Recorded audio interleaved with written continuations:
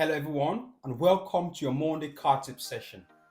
As winter approaches, it is super important to make sure your car is ready for the cold and snow.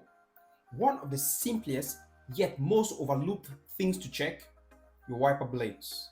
Here are some signs your wiper blades are worn out. If they are squeaking, leaving streaks or smearing water, then they are not doing their job. So how do you replace them?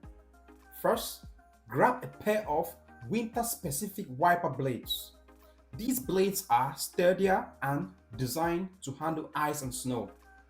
The quickest and simplest place to get information on how to replace the wiper blades on your car can be found in the manufacturer's manual. Under the topic maintenance is where that information will be displayed. However, if you need help with replacing your wiper blades, don't hesitate to contact the local garage. That's it. Replacing your wiper blades can be quick and easy, and these wiper blades will keep your windshield clear in tough weather. Thank you for watching. If you found this video helpful, do the needful. Until next time, drive safe.